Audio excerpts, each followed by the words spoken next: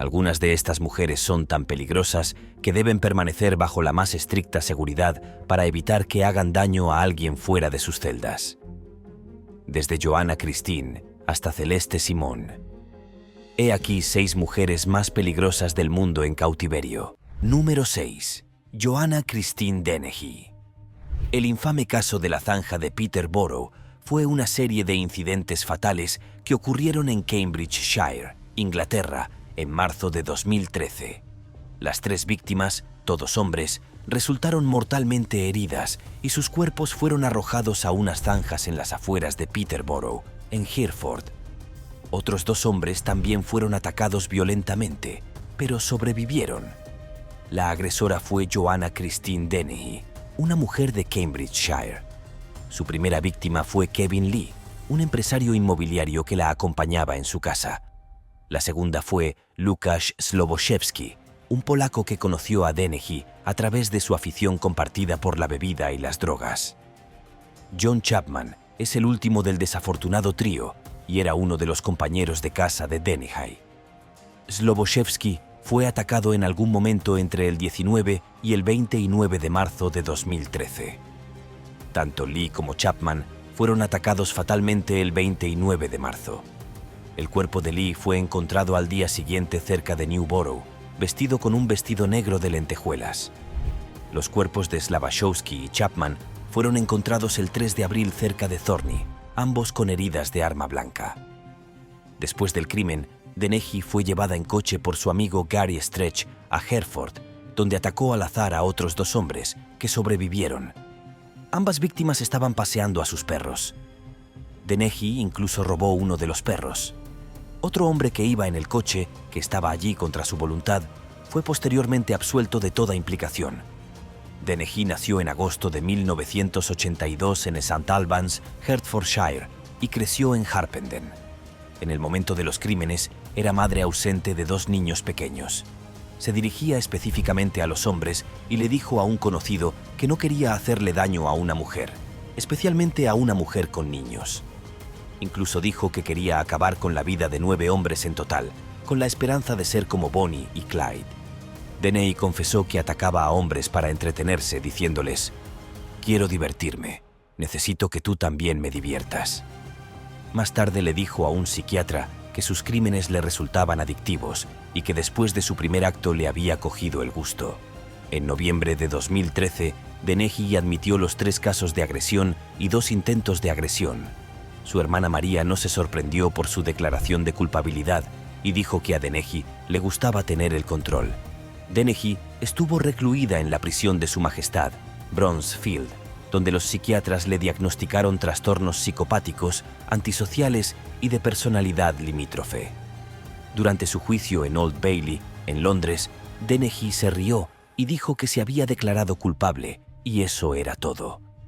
Cuando se le preguntó sobre su decisión, incluso se puso de pie ante el tribunal y declaró que no quería que nadie la controlara. El 28 de febrero de 2014, el juez Spencer calificó a Dennehy de depredadora serial cruel, calculadora, egoísta y manipuladora, y la condenó a cadena perpetua con una orden de que nunca debería ser liberada debido a la premeditación de cada ataque. Spencer agregó que Dennehy era sádica y carecía de emociones humanas normales. Dennehy se convirtió en la 3ª mujer en el Reino Unido en recibir una sentencia de cadena perpetua, después de Myra Hindley y Rosemary West. 2 hombres, Gary Richards, anteriormente conocido como Gary Stretch, y Leslie Layton, también fueron juzgados por ayudar a Dennehy, y ambos se negaron a testificar en su defensa. Richards fue declarado culpable de intento de agresión fatal y Layton fue declarado culpable de obstrucción a la justicia. Fueron sentenciados a 19 y 14 años de prisión, respectivamente, mientras que otro hombre, Robert Moore, recibió una sentencia de 3 años por ayudar a un delincuente. Después del juicio, se reveló que el Servicio de Libertad Condicional estaba vigilando a Dennehy en el momento del crimen porque había sido condenada por agresión y por poseer un perro peligroso. Más tarde se descubrió que el personal que manejaba su caso no tenía experiencia. Mientras esperaba el juicio, Dennehy estuvo aislada en la prisión de Su Majestad. El personal de la prisión de Bronzefield descubrió un plan de fuga en su diario que implicaba herir gravemente a un funcionario de la prisión, cortarle el dedo y usarlo para burlar el sistema biométrico de la prisión. Debido a esto, Dennehy estuvo en régimen de aislamiento desde septiembre de 2013 hasta septiembre de 2015.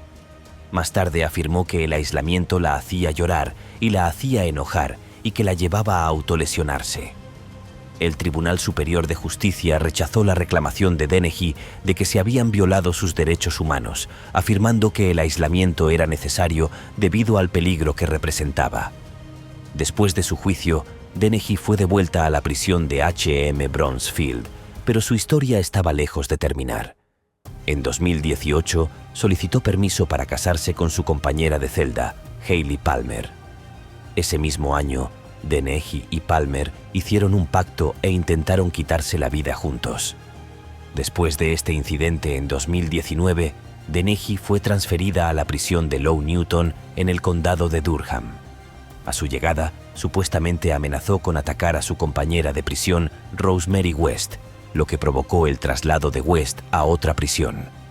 Aunque el gobierno negó esta afirmación, en junio de 2020 Dennehy había iniciado una relación con otra reclusa, Emma Aitken, que cumplía una condena de 12 años por su participación en un caso de ataque mortal. En mayo de 2021, se informó que, a pesar de la liberación de Palmer, ella y Dennehy todavía tenían la intención de casarse. Número 5. Catherine Mary Knight. Catherine Mary Knighthood, nacida el 24 de octubre de 1955, es una figura notoria en la historia criminal australiana. Reconocida como la primera mujer en el país en recibir una sentencia de cadena perpetua sin posibilidad de libertad condicional, su notoriedad se debe a la brutal agresión a su pareja, John Charles Thomas Price, en 2000. La primera infancia de Catherine se caracterizó por la inestabilidad y la ira, lo que preparó el terreno para sus acciones posteriores. En la escuela, se la conocía como una solitaria que maltrataba a otros niños.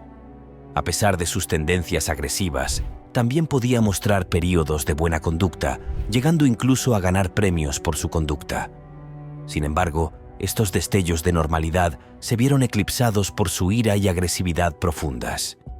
A los 15 años, Catherine dejó la escuela sin conocimientos básicos de alfabetización y comenzó a trabajar en una fábrica de ropa.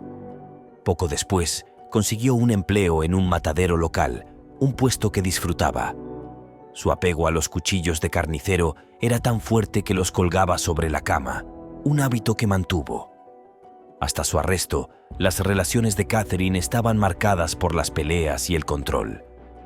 En 1973, conoció a David Stanford Kellett, un compañero de trabajo que luchaba contra la dependencia del alcohol debido a experiencias traumáticas de su trabajo anterior.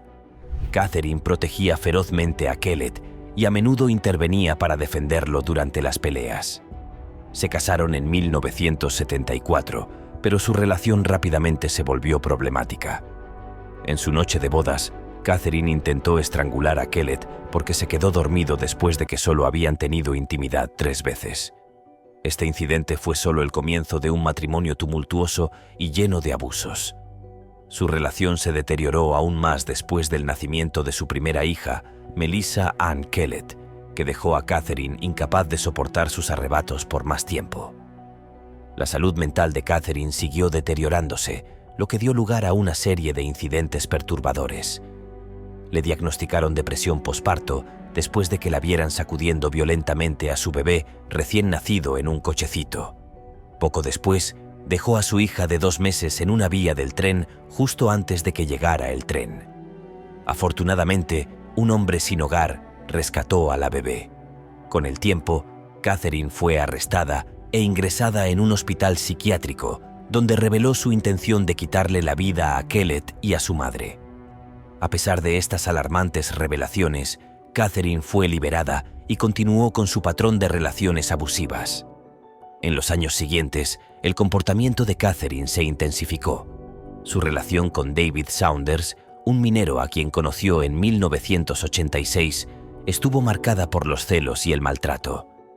En un incidente horrible, hirió fatalmente al cachorro de dingo de Saunders para demostrarle lo que sucedería si alguna vez la engañaba. A pesar de esto, la pareja permaneció junta durante 2 años más y tuvo una hija. Sin embargo, su relación terminó cuando Catherine atacó a Saunders en el estómago con unas tijeras. La última relación de Catherine fue con John Price, padre de 3 hijos. A pesar de estar al tanto de su violento pasado, Price permitió que Catherine se mudara con él en 1995. Su relación fue tumultuosa y en 1998, cuando Price se negó a casarse con ella, Catherine tomó represalias grabando en vídeo objetos que él había cogido del trabajo y enviándoselos a su jefe, lo que provocó su despido. Su relación terminó temporalmente, pero más tarde se reconciliaron, aunque Price se negó a dejarla volver a vivir con él.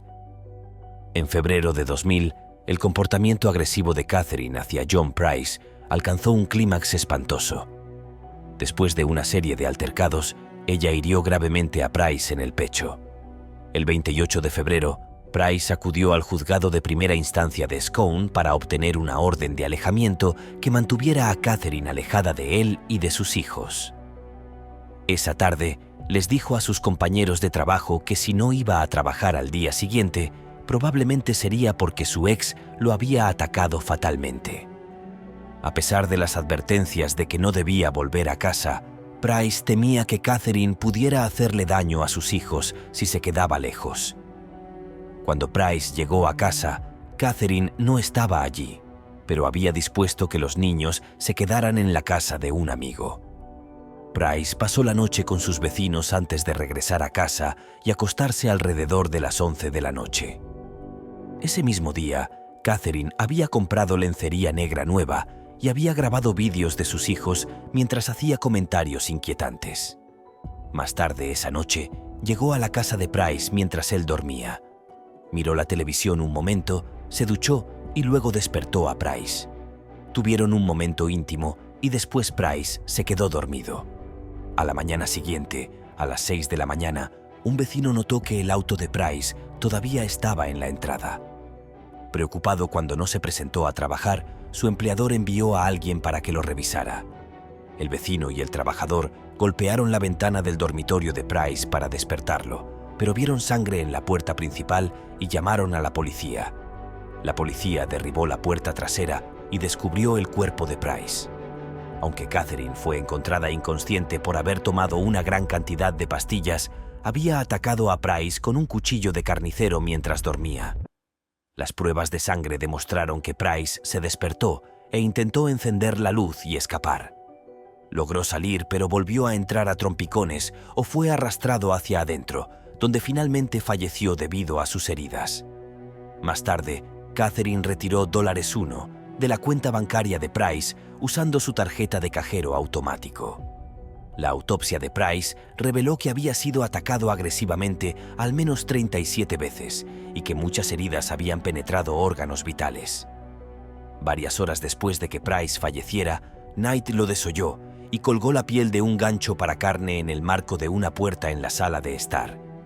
Decapitó a su víctima y cocinó partes de su cuerpo, sirviendo la carne con verduras.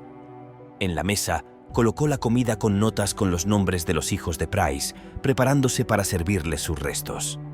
Una tercera comida fue desechada en el patio trasero, posiblemente porque no pudo comerla. Esto se ha utilizado para apoyar su afirmación de que no recordaba el crimen. La cabeza de Price fue encontrada en una olla con verduras todavía calientes, lo que indica que la cocción se produjo temprano en la mañana. Catherine luego colocó el cuerpo de Price con su brazo izquierdo sobre una botella de refresco y las piernas cruzadas. También dejó una nota escrita a mano sobre una fotografía de Price. La nota, cubierta de sangre y pequeños trozos de carne, afirmaba que Price había agredido a su hija, pero las acusaciones en la nota eran infundadas.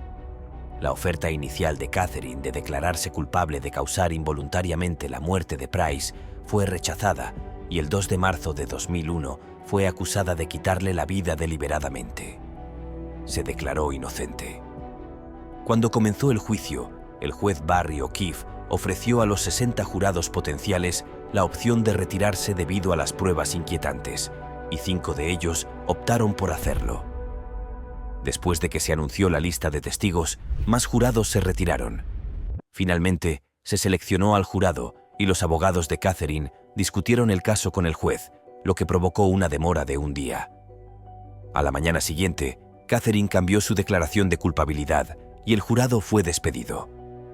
El motivo de la declaración de culpabilidad de Catherine nunca fue explicado y ella no aceptó plenamente la responsabilidad por sus acciones. Durante la sentencia, sus abogados pidieron que se la eximiera de escuchar algunos detalles, pero se lo denegaron. Cuando Timothy Lyons describió el crimen, Catherine se angustió mucho y tuvieron que sedarla. El 8 de noviembre, el juez O'Keefe declaró que la gravedad del crimen y la falta de remordimiento de Catherine exigían una sentencia severa. La condenó a cadena perpetua sin libertad condicional y marcó sus papeles como si nunca fueran liberados, convirtiéndola en la primera mujer en la historia de Australia en recibir tal sentencia. En junio de 2006, Catherine apeló la sentencia de cadena perpetua, alegando que era demasiado severa.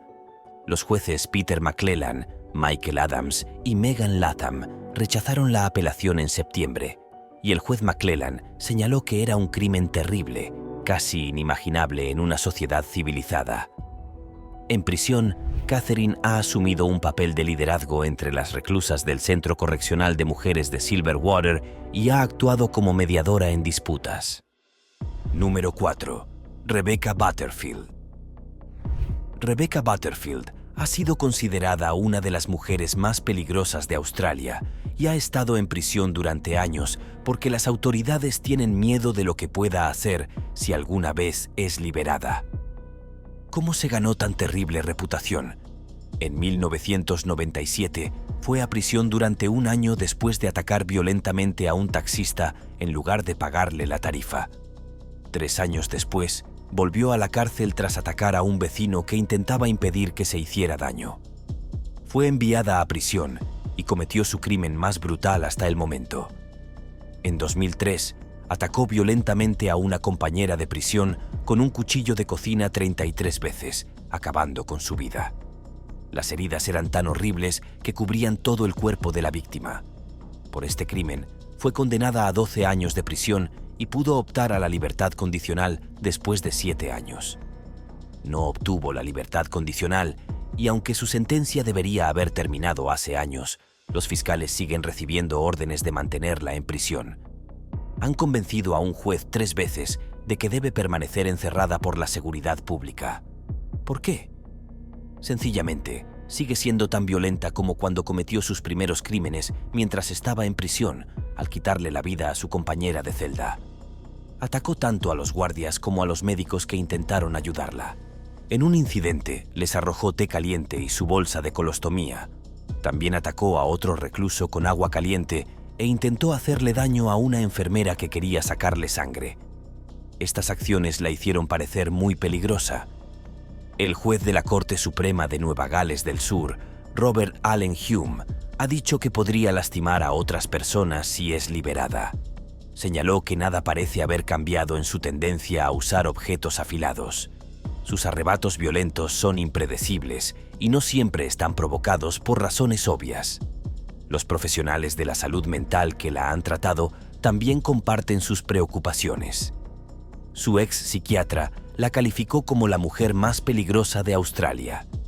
Varios médicos coinciden en que padece trastornos antisociales y limítrofes de la personalidad y posiblemente esquizofrenia. Creen que debería permanecer aislada de los demás. Si la trasladan a un hospital forense, les preocupa que pueda dañar al personal y a los pacientes. En un encuentro anterior con un médico, supuestamente dijo que acabaría con su vida cuando saliera. Parece que todos, incluida la propia Rebecca, creen que liberarla podría hacer que alguien salga lastimado. Si los fiscales no pueden conseguir otra orden para mantenerla en prisión y la liberan, tendrá que seguir reglas estrictas. Tendrá que usar un monitor de tobillo en todo momento, estar constantemente vigilada y se le prohibirá tener armas, entre otras cosas. Otra cuestión es si estas medidas serían suficientes para evitar que se convirtiera en un peligro. Número 3. Antoinette René. René Antoinette era agente de policía del Departamento de Policía de Nueva Orleans. Solicitó unirse al NOPD a principios de 1993. Chuck Husmeyer, un autor, señaló que Antoinette fue descubierta proporcionando información falsa en su solicitud y no pasó 2 evaluaciones psiquiátricas. A pesar de estos problemas, el NOPD, que enfrenta una grave escasez de oficiales y lucha con salarios más bajos en comparación con otras ciudades, le dio otra oportunidad. El departamento también esperaba que aumentar el número de oficiales afroamericanos como Antoinette ayudaría a aliviar las tensiones raciales en la ciudad. Fue contratada el 7 de febrero de 1993 y se graduó de la Academia de Policía el 28 de febrero. Aunque Antoinette se graduó entre las mejores de su clase, su tiempo en el NOPD fue en gran medida normal. Sus colegas la consideraban tímida, insegura y carente de las habilidades necesarias para ejercer una policía eficaz. Sus superiores consideraron enviarla de regreso para recibir capacitación adicional ya en agosto de 1993, aunque ocasionalmente recibió premios de oficial del mes de organizaciones locales por su trabajo comunitario. El 25 de noviembre de 1994, Antoinette respondió a un incidente que involucraba a Rogers Lacasse, un conocido delincuente involucrado en sustancias ilícitas. Se creía que este era su primer encuentro, aunque Antoinette afirmó más tarde que se habían conocido meses antes. Antoinette inicialmente intentó ayudar a Lacasse, pero su relación pronto se volvió romántica. A pesar de saber que Lacasse estaba involucrado en actividades delictivas, Antoinette continuó la relación, poniendo en riesgo su carrera. La conexión entre Antoinette y Lacasse se hizo evidente para otros oficiales, que vieron a Lacasse conduciendo el Cardenal de Antoinette e incluso moviendo su vehículo policial en la escena de un accidente. Antoinette a veces presentaba a Lacasse como aprendiz o sobrino durante las llamadas a la policía. También hubo informes de que Antoinette y Lacasse usaban un coche de policía para robar a los automovilistas. Durante la investigación del Departamento de Seguridad Pública y Correcciones, Antoinette se mostró reacia a hablar de su relación con Lacasse, aunque afirmó que no tenían una relación romántica. Número 2. Krista Gale Pike. Krista Gale Pike es la mujer más joven en los Estados Unidos a la que se le ha aplicado la pena máxima desde la reinstauración de la pena capital en 1976. A los 20 años, Pike fue condenada por atacar brutalmente a su compañera de clase, Colleen Slemmer, cuando tenía apenas 18 años. Nacida en Beckley, Virginia Occidental, hija de Carissa Hansen y Emil Glenn Pike, Krista Pike tuvo una infancia problemática durante su adolescencia. Su vida fue difícil e incluyó incidentes de agresión. Pike afirmó haber sido maltratada en varias ocasiones, pero muchos cuestionaron estas afirmaciones y la vieron como alguien propensa a la exageración.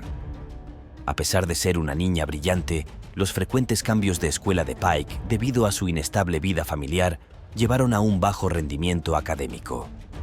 En 10º grado, fue enviada a un centro de detención juvenil durante un año, donde desarrolló un interés en el Job Course, un programa que ayuda a jóvenes de bajos ingresos con capacitación vocacional.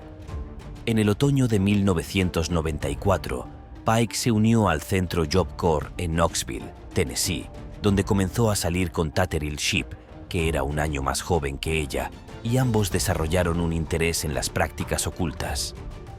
Pike comenzó a envidiar a su compañera de clase de Job Corps, Colleen Slemmer, de 19 años, creyendo que Slemmer estaba tratando de quitarle su novio Sheep.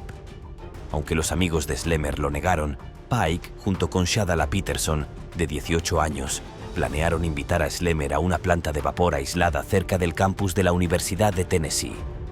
El 12 de enero de 1995, el grupo salió de su dormitorio y condujo a Slemmer a un lugar remoto, fingiendo que querían ofrecerle una sustancia ilícita como gesto de paz. Una vez allí, Pike y Sheep se enfrentaron a Slemmer mientras Peterson vigilaba. Según testimonios posteriores, Slemmer fue objeto de burlas y daños físicos, y le grabaron un pentagrama en el pecho durante un período de unos 30 minutos. Pike terminó el enfrentamiento golpeándola con un gran trozo de asfalto, lo que provocó su muerte prematura. Luego, Pike se llevó un trozo del cráneo de Slemmer como recuerdo. Pike comenzó a mostrar el fragmento del cráneo por toda la escuela y en menos de 30 horas el grupo fue arrestado. El libro de registro indicaba que Pike, Shipp, Peterson y Slemer se habían ido juntos, pero solo regresaron 3. La policía encontró el fragmento de cráneo en la chaqueta de Pike. Pike admitió más tarde ante la policía que su intención era asustar a Slemer, pero las cosas se habían salido de control. Número 1. Celeste Simone Carrington. La historia de Celeste Simone Carrington es una de giros inesperados. Al crecer en un vecindario difícil de Filadelfia, su vida tomó un camino difícil a la edad de 14 años cuando quedó embarazada del hijo de su padre. Lamentablemente, su madre no intervino para ofrecerle el apoyo que necesitaba durante este momento difícil. A medida que fue creciendo, Celeste se mudó a California en busca de un nuevo comienzo. Así que se inscribió en una universidad comunitaria, donde descubrió su talento para el atletismo. Se destacó en el lanzamiento de bala e incluso compitió a nivel internacional, un momento brillante en una vida que, por lo demás, era difícil. Pero lo que vino después fue más allá de lo que nadie podría haber previsto. Mientras trabajaba como conserje para llegar a fin de mes, Carrington descubrió que su salario no era suficiente para cubrir sus necesidades. Desesperada, comenzó a robar cheques, pero finalmente la atraparon y la despidieron, aunque no se presentaron cargos penales contra ella. A pesar de haber perdido su trabajo, conservó un juego de llaves de los edificios en los que había trabajado. Su vida se desplomó tras perder su trabajo. Celeste tuvo que luchar para mantener a su amante y a sus 3 hijos, y la presión se volvió abrumadora. Hasta ese momento, no tenía antecedentes penales. Pero todo eso cambió cuando comenzó su ola de delitos. Robar cheques de empresas a las que aún tenía acceso se convirtió en una rutina para Carrington. Incluso le extendió uno a un amigo, que terminó siendo arrestado el 17 de enero de 1992 en Redwood City, California. Carrington llevó sus delitos un paso más allá. Entró en un concesionario de coches Dodge en el que había trabajado anteriormente, sabiendo que la puerta trasera solía estar sin llave. Llevaba guantes y estaba armada con una palanca. Abrió a la fuerza varias puertas interiores y robó un revólver Magnum calibre .357 junto con 5 balas. El 26 de enero de 1992, en San Carlos, California, Carrington atacó una fábrica de zapatos en la que había trabajado como conserje. Tomó prestado el coche de un vecino, condujo hasta la fábrica y utilizó una llave que tenía guardada para entrar. Cuando entró, hizo sonar la alarma. Víctor Esparza, un conserje del lugar, la vio y le pidió que llamara al administrador del edificio, pero en lugar de eso, ella sacó el arma y le exigió dinero. Esparza le dio unos $45 y su tarjeta de cajero automático, pero cuando ella se iba, ella disparó el arma contra él, apuntándole a la cabeza desde apenas 15 centímetros de distancia. Carrington admitió más tarde que el acto la hizo sentir poderosa y que realmente abrió la puerta a algo más siniestro. El 11 de marzo de 1992, necesitada de más dinero, Carrington decidió robar una oficina inmobiliaria en Palo Alto, California, donde había trabajado anteriormente. Llevó guantes, un destornillador y la misma pistola Magnum 357. Cuando su llave no funcionó, utilizó el destornillador para abrir la puerta a la fuerza. Después de deambular por el edificio buscando dinero y no encontrar nada, se enfrentó a Caroline Gleason, la administradora de la propiedad que todavía estaba trabajando. Nerviosa, Carrington disparó el arma contra Gleason. Luego tomó $400, algunas llaves y el auto de Gleason. Intentó retirar dinero de las cuentas de Gleason, pero tuvo un éxito limitado. Gleason era la segunda persona a la que Celeste le había quitado la vida y fue la primera persona atacada fatalmente en Palo Alto ese año. El 16 de marzo de 1992, Carrington intentó otro robo, esta vez en un centro médico en Redwood City, California. Ella trajo sus guantes y el revólver, pero cuando descubrió que su llave no abría ninguna puerta, se escondió en un armario. Más tarde, se encontró con el doctor Alan Marks, un pediatra que tuvo problemas con ella. Cuando sacó su arma, le disparó 2 veces, pero él logró escapar y llamar al 911. Carrington huyó del lugar con algunas tarjetas de acceso y medicamentos recetados, pero no pudo esconderse por mucho tiempo. Carrington fue arrestado el 20 de marzo de 1992 por quitar 2 vidas, un intento de quitar una vida y múltiples robos. La policía encontró la pistola 357 junto con evidencia de todas las escenas del crimen. Aunque confesó durante los interrogatorios policiales, se declaró inocente ante el tribunal. El fiscal de distrito anunció que solicitaría la pena máxima, lo que supuso la primera vez que el condado solicitaba la pena máxima para una mujer. El 16 de junio de 1994, el jurado declaró a Carrington culpable de los 14 cargos y recomendó la pena máxima, que se confirmó el 23 de noviembre de 1994. Carrington se convirtió en la primera mujer del norte de California condenada a cadena perpetua desde 1941. Hasta la fecha, Celeste Simone Carrington sigue encarcelada en el Centro de Detención para Mujeres del Centro de California. Gracias por ver este vídeo. Hasta la próxima.